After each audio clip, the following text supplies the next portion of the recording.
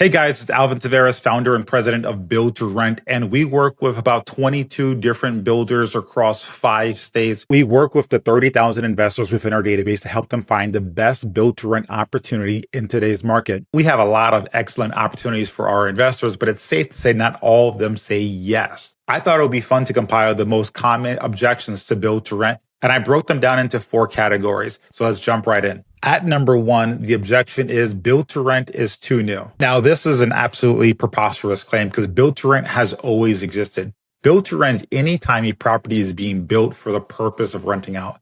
This was happening way before you and I were born. Most of the apartment complexes you see in New York City were built in the 1920s. You go to Chicago, you go to London, you go around the world, you see a lot of properties that were built for the purpose of renting them out. The term build to rent is new, but it has always existed and will continue to exist deep into the future.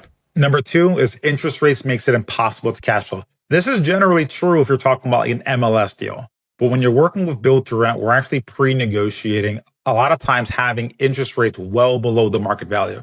So if you go to our inventory list, and again, you can go to buildtorent.com and actually see our full inventory, you see a lot of properties with interest rates as low as 3.75%. That's for a 10-6 arm. And we also do a lot of DSCR loans as low as 5.25%. Our favorite loan is a 40-year interest-only loan. And again, if you go to buildtorent.com, go through the inventory list, you can actually click through each of the performance, and the cash-on-cash returns are amazing. Number 3 is the fear that the market will crash. Now, this fear is not based on math. If you look at the St. Louis Fed data, you'll see we only had 2 major housing crashes in the history of the United States, the most recent one being the one in 2006. So we have a recency bias. There has never been a time period in the United States where housing has been cheaper 10 years ago than it was today. And so if you're looking at the news today, you might think that your market's in a housing crash, but you can easily avoid it by going ahead and buying an area that's not crashing. And there are a ton of markets that are doing very well right now. If you are looking at a market that has seen a decline, for example, Cape Coral has seen prices decline by 13% in the last 2 years.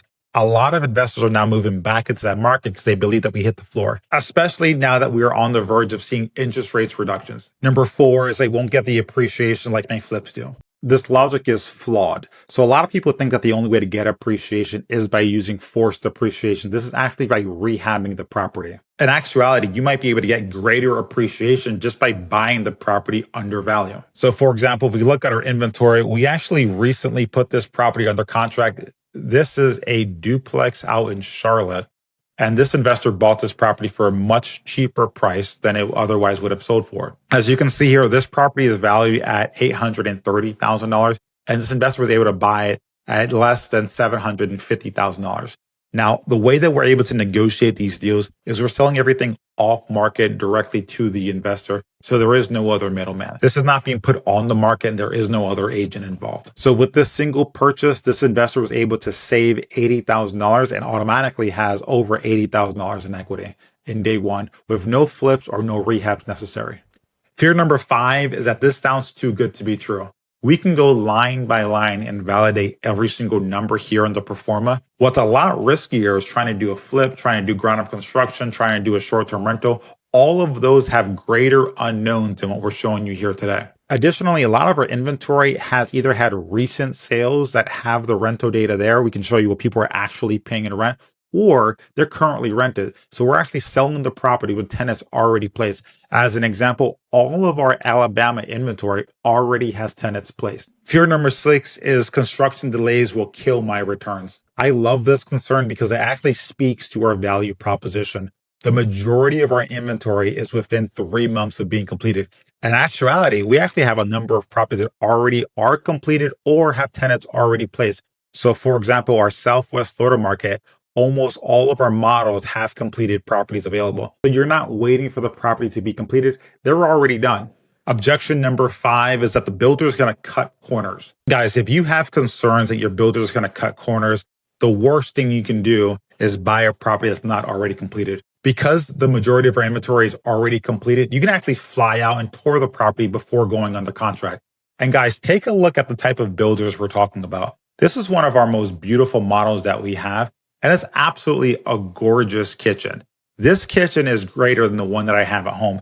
And wait till I show you how the bathroom looks. Guys, take a look at this bathroom. This is actually quartz countertop, tall, high ceilings, a window slip there so you can see the sunlight coming in. This is a tiled glass enclosed shower. Again, this looks better than the property that I actually live in today. If you have quality concerns, I would say buy a property that's already completed, fly down, do the tour itself. We will actually have someone out there attending the actual inspection. Again, most of our investors never see the property, but if you have concerns about quality control, please come out to the property, attend the inspection, do the walkthrough. We welcome that kind of engagement. I feel confident that if you come here for one and you actually participate in one of the walkthroughs, you'll be confident to continue to buy in the future, and you may never have to fly out to the property ever again. Fear number 8 is HOAs will be a problem. I totally agree. Guys, if you are looking at buying a property that from Lennar or KB Homes and they're in an HOA, I would say run, do not do it. The HOAs will kill you. One, because your HOA fees will likely go up faster than the actual rental rate increase.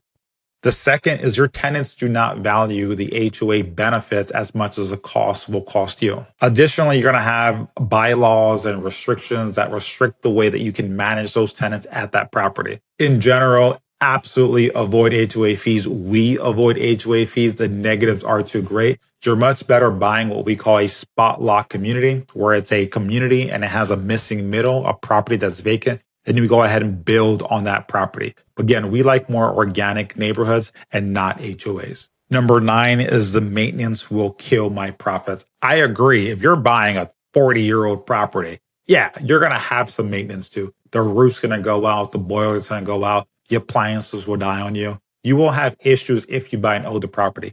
One of the benefits of buying a new construction, you're going to have a 10-year warranty on the property. All of the appliances will have the warranty, and you'll have a 1-year bumper-to-bumper warranty on the property. Not only that, but everything in the home will have a lifespan over 10 years. So the likelihood of something going wrong in the property is much smaller compared to buying older properties. Fear number 10 is the tenants are going to destroy my properties. This is a genuine concern if you're actually targeting those D and C class properties. If you look at the properties that we have, these are all A-class communities. These are all A-class properties. And the key is we're getting tenants that have something to lose. We tend to have more problems if tenants are low income or have low credit scores. Because we're offering A and B-class properties, our tenants are going to have higher incomes, higher credit scores. They're likely going to have a family with young kids. They have more pride of ownership. They care about being in a nicer neighborhood. We are not building crappy properties in crappy areas. These are nicer properties in nice areas. And so our tenants do a better job of maintaining the properties.